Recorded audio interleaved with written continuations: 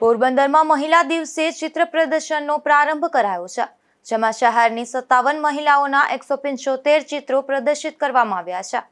કલાનગરી પોરબંદરમાં ચિત્રકલાના વિકાસ માટે અવારનવાર વિવિધ કાર્યક્રમોનું આયોજન થતું રહે છે.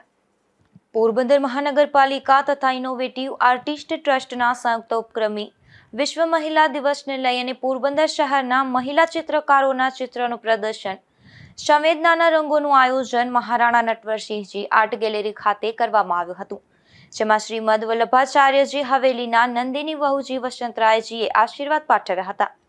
તો ઉદ્ઘાટક તરીકે એડિશનલ કલેક્ટર અને DRDAના ડિરેક્ટર રેખાબા સરવૈયા હતા, જ્યારે મુખ્ય મહેમાન તરીકે ડીવાયએસપી ઋતુરાબા અને નગરપાલિકાના પૂર્વ પ્રમુખ ડોક્ટર ચેતનાબેન તિવારી સહિતના અનેક નારી રત્નોની ઉપસ્થિતિમાં આ પ્રદર્શન ખુલ્લું મૂકવામાં આવ્યું હતું, જેમાં 57 જેટલા મહિલા ચિત્રકારોએ પોતાની 175 જેટલી કલાકૃતિઓ રજૂ કરી હતી.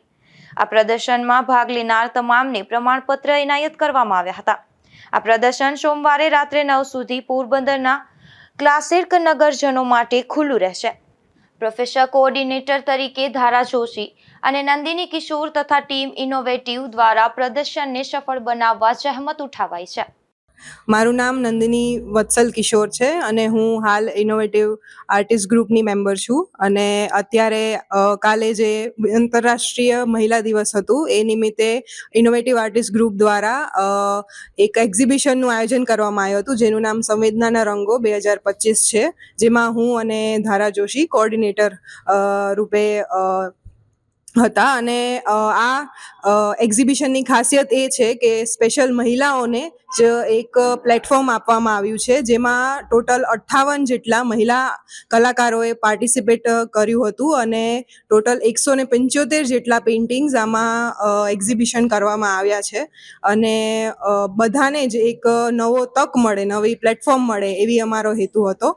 અને આમાં 18 વર્ષથી લઈને સિનિયર પણ આર્ટિસ્ટ છે, જે બધા જ પોરબંદરના જ છે અને મહિલાઓ છે. બસ એ અમારો ખાસ હેતુ હતો કે મહિલા દિવસ નિમિત્તે મહિલાઓને એક સારું ઓળખાણ મળે અને પ્લેટફોર્મ મળે. નમસ્તે, મારું નામ ધારા જોશી છે. આજે વુમન્સ ડેનું જે પેઇન્ટિંગના આયોજન થયું છે એમાં હું ધારા જોશી કોઓર્ડિનેટર છું. અમે ઇનોવેટિવ ગ્રુપ સાથે જોડાયેલા છે અને અમે મહિલાઓનું જે એક પ્લેટફોર્મ મળે જે પેઇન્ટિંગ કરે છે એમના માટે એક પ્રદર્શનનું આયોજન કર્યું છે. આ પ્રદર્શનની ખાસિયત એ છે કે 175 પેઇન્ટિંગમાંથી અમે 51 જેટલા પેઇન્ટિંગનું સિલેક્શન કરશે અમારી કમિટી, અને ત્યારબાદ ફ્રી ઓફમાં અમદાવાદ ખાતે આ લોકોનું પ્રદર્શન યોજવાના છીએ, જે આવતા મહિને છે. અને જેથી કરીને એ લોકો અમદાવાદના પણ લોકોને ખબર પડે કે અહીંયા પોરબંદરથી સરસ આર્ટવર્ક થાય છે.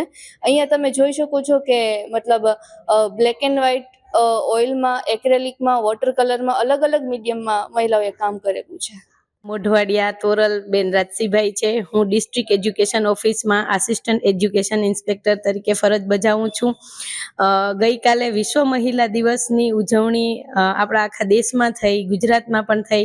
ખાસ કરીને આપણા પોરબંદરમાં આ પહેલી વખત એવો પ્રયાસ કરવામાં આવ્યો છે કે જેમાં 18 વર્ષથી ઉપરની અને સિનિયર મહિલાઓએ પણ આ ચિત્ર પ્રદર્શનમાં ભાગ લીધો છે.